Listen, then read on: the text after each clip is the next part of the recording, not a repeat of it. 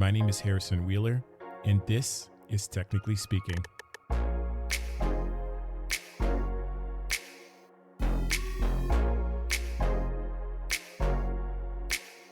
Welcome. Suppose you've remotely been aware of the conversation around diversity across the tech and design industry. In that case, you probably know that Black designers make up 3% of the entire industry. That's it.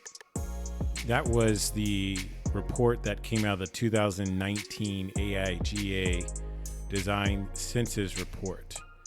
And this is across all design disciplines, right? That's graphic designers, illustrators, web designers, UX designers, a wide sweeping set of roles. This number is also the foundational problem addressed by an initiative turned movement called Where Are the Black Designers? It was co-founded by my guest in this episode, Mitzi Okou.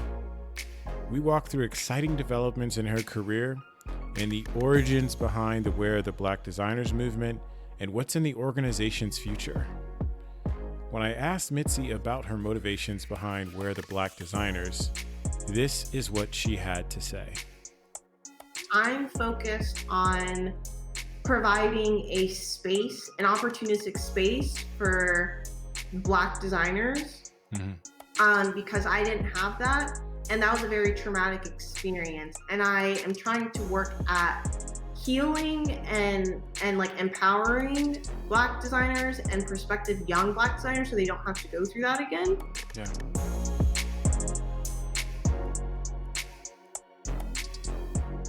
Welcome to the show. I am so happy to be here. And it's also so wonderful to meet you as well. I know. I recorded a show right before this, and I was talking with like two designers that started this organization.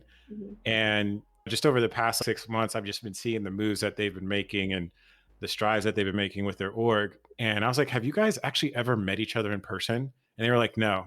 And I was like, this is the age of it. I had this realization also on a work call the other day where we had a bunch of these new hires, and like I've been literally working with them, but I have no idea who they are in real life. Yes, I completely agree. It's weird because it's like a blessing and a curse because I've met so many amazing people digitally, but it's also so weird that I met them digitally and like I know them through just like digital, like the digital space and whatnot. And I know their personalities, and I'm like, it's so weird because we don't live there at all. The silver lining into all of this is it's just broken down the barriers in terms of geographic, regional differences. I even say like I live in San Jose, but even if there's an event in San Francisco, I mean, that's like an hour and 10 minutes of hopping in traffic, you know? Yeah. And so, at the click of a button, we can connect and have conversations and get to know people and learn from people around the world in an instant. So super, super thankful for that. So how are things going? I mean, I feel like it's been a pretty transformative year for yourself. It's been like a really crazy year. I'm feeling a little bit of like burnout from how crazy everything has been. Because it's just been like hit the ground running since June, since the conference happened. And then I left HP, was like unemployed for a little bit, but was like still focusing on Where the Black Designers very heavily. And then got a new opportunity at Spotify, which is crazy, but it's even crazier because it's in a different country. So I'm having to deal with just like the move and everything, which like not paid or anything, but shout out to Spotify because they've just been like super supportive with connecting me with an agency that's just like, don't worry about anything. You don't have to lift a finger. We're just going to do everything for you. So that's just like a relief in a sense. But I also have like a lot of anxiety about moving to another country, not because it's another country, but because of the pandemic, right? And I mean, it's great that vaccines are coming out, but it's like, borders are still closed. So I'm like, I'm going to enter another country and I have no idea when I'll be able to like come back. I don't know when I'll be with my friends or when they'll be able to come visit me. So it's just like super weird. Yeah, and all the other person on the other side of the Zoom call is going to see is a different background. Yeah. Yeah. So, so what are the types of things that you have to like prepare for when you're moving to another country? Yeah, so visa, that's like the most important thing. That's kind of Yeah, the thing that is like the gateway to other things that I have to do is I have to sure. get my visa first, which I just sent to my application, so I'm waiting for that. And then after the visa, then they're gonna send me this giant shipping container and then just like pack all of my stuff Yeah. in there, and then they're gonna ship it over. And then I just talked to someone from the relocation agency that's like, okay, well, you need to get like your residence permit, and then you need to get your tax ID, and then you need your Mm, bank account, and then also like we need to get you an apartment because I'm going to be staying in corporate housing. And yeah. then we have to like go around and get to know the neighborhood, so we can't do that because of like COVID and everything like Yeah. that. So those are that's it's so much too, and I'm like, how am I gonna start working like with all of this? And it seems like it's all paperwork for the most part. And I would probably assume it's fairly antiquated. You're not dealing with like, consumer grade, websites that do this. Is that how it is? So again, they've just been making like really easy. They've just been like, okay, fill out this paperwork and then just send it to us, and then we'll just kind of like do the rest for you, and we'll just like be with you every step of the way. So like Yeah. they were saying that like I think Spotify's giving me like a week off maybe to go get my bank account and everything Sure. set up, and someone's gonna come with me to like set that all up. So it's like really nice. It's like having your hand being held, but in like the most like educated way and whatnot. So it's still good. What are some of the things that you're anxious about working on the other side of the pond? I think for me, I'm more anxious about just like how I'm gonna dedicate my time toward the Black designers. I'm not really worried Yeah. about you know, performing well at Spotify. I think I already have that Sure. drive and passion in me, and I think that I have a feeling that it's going to be set up that I'm going to grow and just soar and whatnot. But for me, it's like how is my energy going to go towards Worth Black designers Mm, because it's mostly like US based, but there's an opportunity space to expand it to where I'm going to be mm, in Europe and stuff. yeah. But my team is mostly US based. So how am I going to meet with them? When am I going to meet with them? Because Mm, it's like a 9 hour, I think an 8 to 9 hour time difference between like California, where some of my team members are, to Sweden. And so like how am I going to do events when I'm just going to be on like the end of the spectrum of just like time where it's just like late. right. So that's one of the things that I'm a little bit worried about. It's just like how to manage that time because it's not just like a passion project. Like it's kind of like Yeah. something I want to build and work towards like establishing within like our society. Yeah.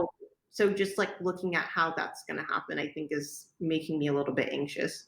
And even planning next conference because we're going to have a Right. conference here for sure. So like planning that all out, what I'm going to do, if things are going to be like open, if it's going to be physical, if it's going to be digital, Yeah. like if it's physical, I need to, save up my vacation time so I can dedicate that time to doing all of that and whatnot. Right, right.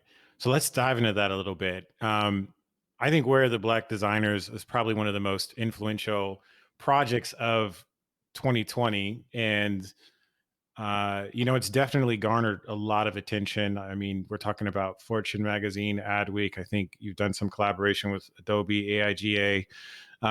Maybe kind of take us through the inception of that project and kind of what motivated you to start it. Yeah, that's it's a journey because I think people have a tendency to think that it happened because of just the horrible like murder of George Floyd. Yeah. But it wasn't that. Like I was already hurting from that, but that's not what ignited it. It was just like watching all of these companies put up those performative black squares and be like, oh yeah, well we support the black community. And I'm like, no, you don't. Like there's data Yeah. out there that shows that like 3% of this entire industry is made up by black people, which means that you're contributing to the fact that there's no diversity within the creative and tech space. And because you're not hiring black people, you're therefore contributing to racial injustice.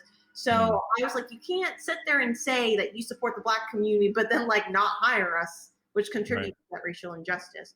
So with my personal account, I started like going on like, you know, major companies and design agencies like Instagram account and just like calling them out and be like, hey, like you're contributing to the fact that this industry and this space is predominantly white. Like, what are you doing about that? And some people were just like, yeah, like we were working on projects for like the prison to school pipeline, and it wasn't really answering my question.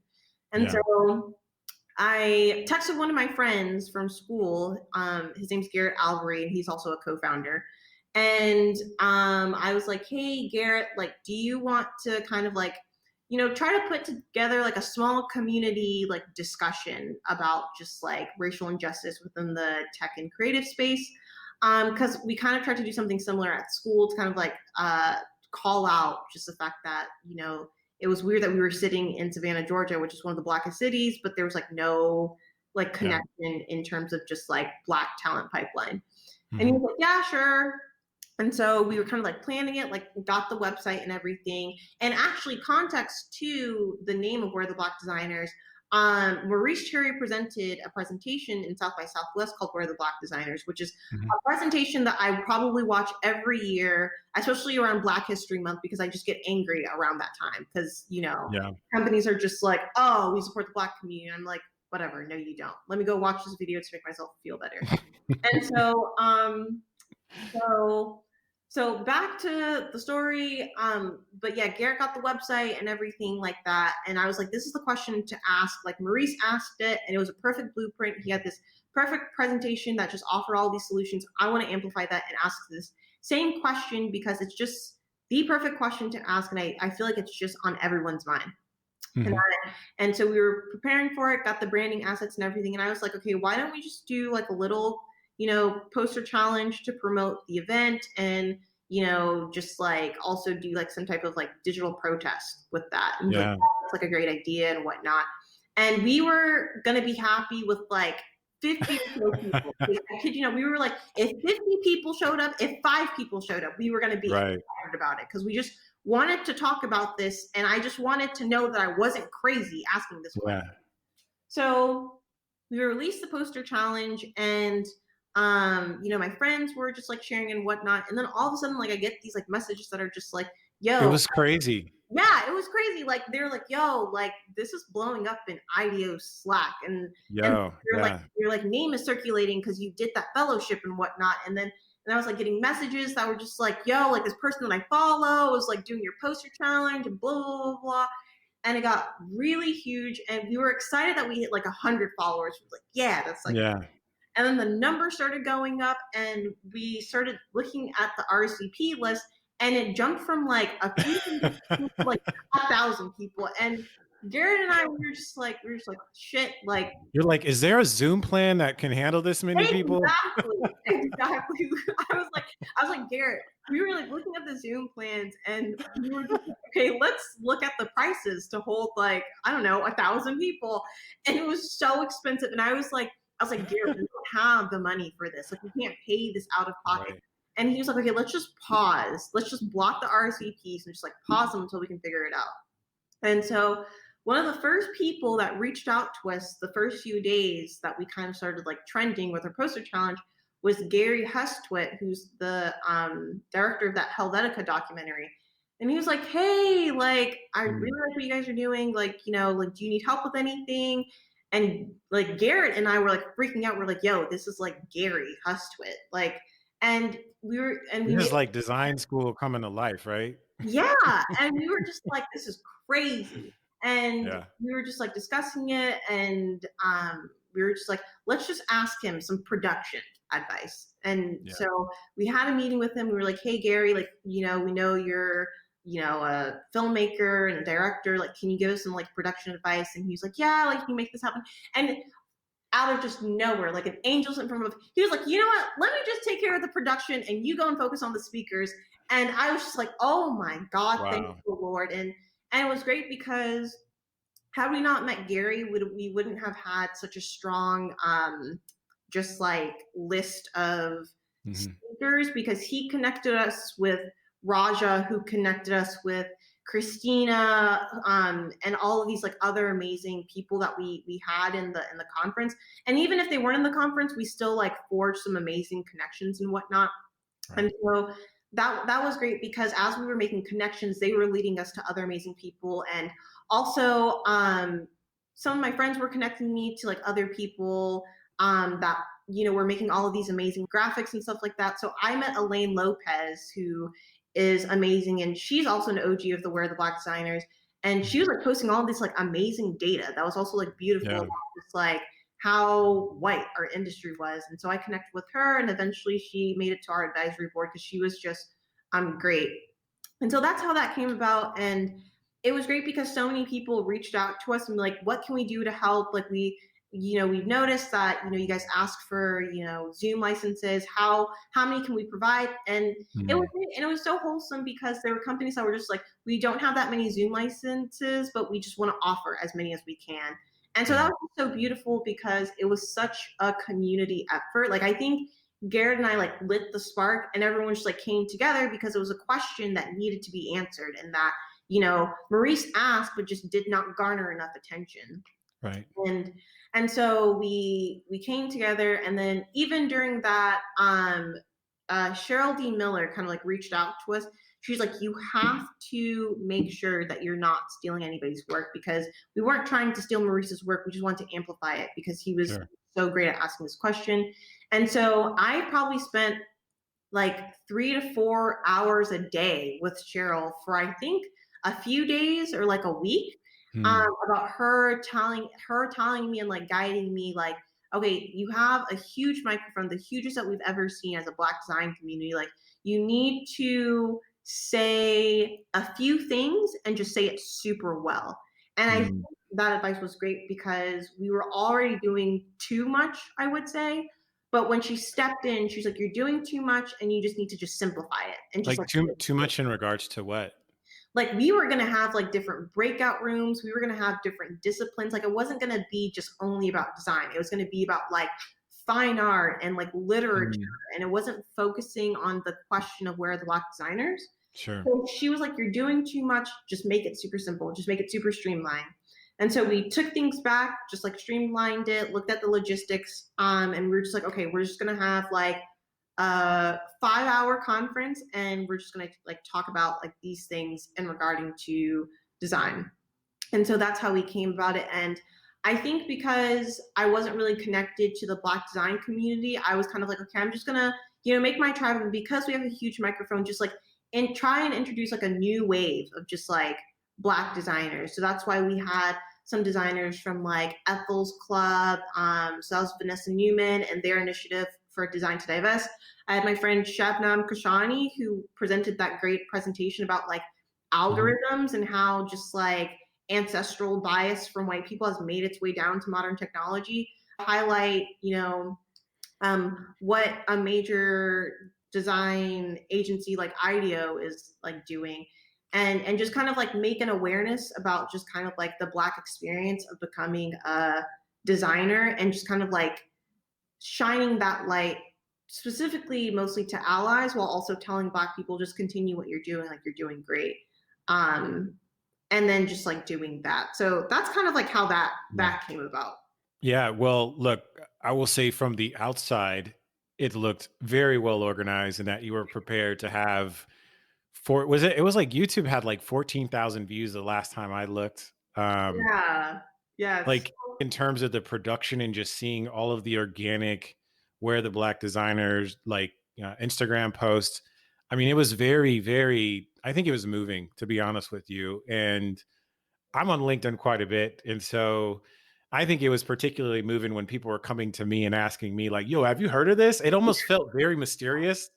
And I Yeah. was like, ooh, I like this. I like this. Yeah. But I think like one of the points that I want to kind of maybe dive into that you have mentioned earlier was about the performative side of things, right? Because for instance, like I wrote an article like right around the death of George Floyd, right? And I think for me that was really just a culmination of just everything that's been happening in the past, right? It's like, you have these things happening around you, but yet you walk into an environment where no one talks about it, where you're not represented. And then additionally, when it comes to the design ethos of a company, it's all about equity and diversity and empathy, but we don't see this being performed from an institutional perspective, Mm-hmm. right? And so, and this is not one of those things I'm going to put on you, because I don't think it's actually, the work is actually on the institutions to Right. make change. And so, out of a lot of the effort that you've done, have you had any conversations with some of these institutions that are starting to make a change driven by these efforts? That's funny that you say that, because and I don't even know if I should be saying this, but it's like I Mhm. just recently had a conversation regarding an incident with my school. I went to Savannah College of Art and Design, and I was talking with someone about just kind of like their efforts, but I was like low key saying that like you guys aren't really doing enough, because some of your actions are going against like the work that you're kind of like doing, and it's rubbing some people in your Black student population and your Black student alumni network the wrong way. um so it's just like I haven't been talking to institutions because in a way, like, part of me, and this might be controversial to say, but part of me doesn't care to talk to some of these institutions. And sometimes part of me doesn't even care to like answer their emails, because I'm just like, I'm not going to help you with your mess, because I'm focused on providing a space, an opportunistic space for Black designers, Mhm. because I didn't have that. And that was a very traumatic experience. And I am trying to work at healing and like empowering Black designers and prospective young Black designers so they don't have to go through that again. Yeah. Um, so for me, it's like I don't really want to hear it, and I don't really want to help you. And it sounds bad, but it's just like part of me doesn't want to go back to my school and be like, yeah, like I had a great experience, and join their alumni network to like help them with a problem that they created and are also or did contribute to. I'm like, that's Mhm. your mess. You kind of need to figure that out. The best I can do if I'm in a really nice mood is like point you to somebody that can, talk about their experience so that you guys Yeah. can like, learn from that. So yeah, I haven't really talked to any institutions because again, that's just like not really my problem. It's like their mess to clean up. And I don't want to be using the platform to like be a band-aid for them and like put Black designers in a institution or a company for the sake of a diversity check and just like put them in a traumatic environment. I think that would be Right. going against what I believe in and like what the mission statement is. So yeah, I just like only focus on that Yeah. space and making it pleasant for everybody. Yeah. And I'd be really interested, and I don't know if you've had these types of conversations, what experiences have been for Black folks outside of the United States. Is it some of the same things? Is there a difference? Is there a different approach in terms of kind of how people get organized in other countries? Like, are you starting to see these types of things? I think I'm starting to see things come out of the woodworks Yeah. because I remember having our first meet and greet. And Hmm. I remember just like I think there was a part where like people from America were asking questions to our UK population because they're kind of like Mm. the biggest Yeah. European population. Yeah. And we were kind of explaining that, like, yeah, we kind of go through the same thing, but I think a little bit worse because Mhm. not like here where it's in your face and people are very like loudly outspoken. It's like no one seems to like talk about it there. Um and so yeah, it's really interesting. And even then I remember after the conference I was like getting messages from people in Europe that were just like, I loved seeing this because I was the only Black person in this environment. And I just really loved the fact that I was seeing people that were just like talking about exactly what I was going through. Mm. So that's just kind of like what I've received so far. And I'm so glad that there's where the Black designers to kind of like have all types of people or all types of Black people from different places come to this space and just be Yeah. like, there's a community and you can emote and just like be who you want to be and like know that like you're not alone and going through all of this. But then also it makes me happy because this whole community just proves that Blackness is just like not a monolith and that Mm. like just there's like it's like what Kelly Walters just recently posted or like said in the Fast Company article that there's not like one Black perspective. There's like a diverse Black perspective or like there's like a diverse amount of Black perspectives and that we need to respect that. So that's Mm. kind of like what I really like about that space. Yeah. Yeah. So what's next? Oh, I don't know if I should share what's next because we have like a lot of amazing things planned that I want Sure. to keep under wraps that I'm really, really excited about. But I think in terms of like what's next overall in the general sense, we're just still trying to expand. We're always trying to showcase Black talent through just like different collaborations. So we did a Bagoo collaboration, we did an Urban Outfitters collaboration. And I think we have a few collaborations coming up that I'm really excited about. Yeah. But we're always amplifying, just doing, events. I mean, we still have so much work to do. It's Sure. not like, because this space exists that everything's just like solved. Like we're seeing like a lot of things with like mental health and wellness and how Yes. to kind of like tackle that. Like we're Yep. still seeing, like a lot of Black people in our community just like, struggling to get, employment. But again, we don't want to put them in like a weird position where we're Mm. just gonna push them in a traumatic situation, but like trying to like revamp the experience of them acquiring a job and making sure that they're going to the right place. So we're trying to like look at how we can revamp our website so it's just like more pleasant and that they're getting more direction and getting to the right Mm. place. We're trying to, so recently, someone named Jordan made some fire t-shirts for us to make some fundraising for our community. So we're going to be using that as like seed money to basically do like a community digital education teaching center. Um, Awesome. and we're working with like some initiatives like Design to Divest. They're a really cool crew to kind of like build that up and whatnot. And so that's kind of like the little things that we have. Yeah. Super exciting. Yeah.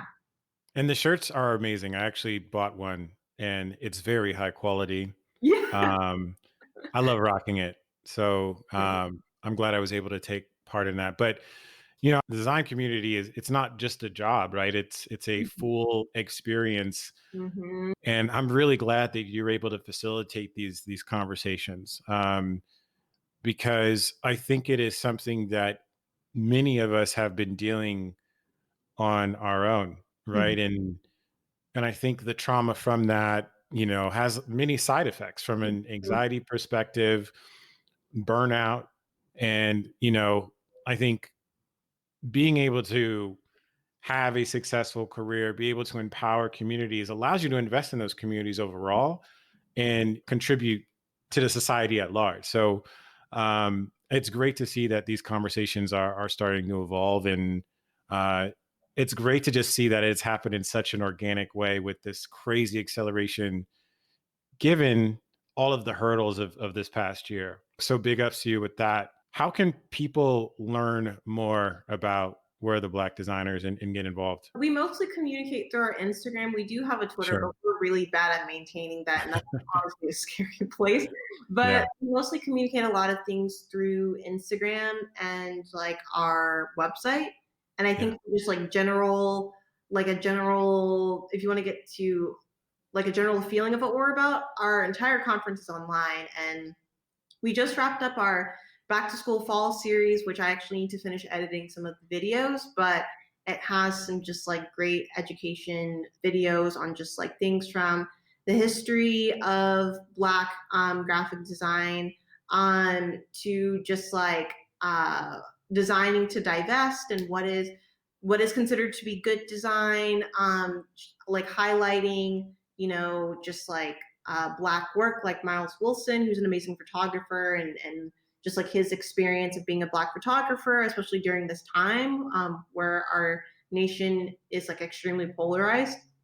So that's kind of like where you can like know about, us. And I try to make myself open so people can contact me, even though Yeah. I'm so bad at responding, but you have to bear with me. I really try to be like very accessible to like people because I think it's just like really important. So that's kind of like where you can like learn a lot about us. And then I mean just generally our Slack too, like just see what's like going on, like come to our events and stuff like that. And yeah, that's just it. It's just like a low key thing. It's not like high pressure or like elite or anything like that. Like we're Yeah. so down to earth and we really try to make ourselves like accessible to whomever and whatnot. I do, however, I will say that I'm more biased to um talking more to black people than like allies and stuff because that's kind of like my main focus. Sure. Awesome. So here, let's do a few quick fire questions before we wrap up. Okay. So what is one thing that gets talked about too much in the design industry that needs to get put to bed? Oh my god. What gets talked about too much? I want to say the diversity problem. I'm like, I want to hear more about solutions to the diversity problem than the actual diversity problem because as black people already know that. So I'm like, just Yeah. put that to bed and just show us some solutions. Yeah. What's on top of mind that you've been reflecting on for the past year? The biggest thing is how do I kind of alter my design process so I'm not contributing to white supremacy? Hmm. So unlearning a lot of like my design education curriculum. What do you do on your free time to gain your own headspace? Ooh, I eat a lot of food. Don't be like phased by like how skinny I am. I love food so much. So that's on. I'm usually just like eating a lot of food, watching Netflix, or listening to music. What is the last movie that you enjoyed on Netflix? The last, I feel like I'm so ashamed to say it, but Uh-oh. because I watch some trash TV There's shows. a lot of trash. There's so much trash. But to make myself a little bit cool, the last thing that I watched was this anime series called The Great Pretender because it's like it has some like jazz in the background. Mm, It's like crazy and the style's just like really fascinating. And I love the illustration. So that was the last thing that I watched. yeah. All right. What's on repeat on the playlist? Ooh, right now I mean, this is great in fashion for Spotify, right? So, right? What's on repeat right now? I don't know why I just became obsessed with this song. It's called Dapper by Anderson Paak and who else? mhm, I think it's like Domo or something like that. okay. Yeah, but that's on repeat. I mean, I can rock with Anderson Paak anytime. So that's awesome. Is there anything you want to leave with the listeners before we end the show? Um, yes, I always, say this because I'm a huge advocate for this, but just like support Black talent, just like a general thing. It's just like really important. It's so beautiful. It's so powerful, and I think it just needs to be one taken seriously more, and just like really nurtured and amplified because again, it's just one of those things that's like indescribable. And I'm so broke right now because I've just been buying prints from black designers because I just love it. But I do need to save money though for this move. So yep. But yeah, support black talent. That's just the most important thing to me. Dope. Thank you so much, Missy. This was very enjoyable conversation and wishing you best of luck on the move. And I can't wait to see what comes down the line for Where Are the Black Designers. Yeah, it was a pleasure being here. It was so fun.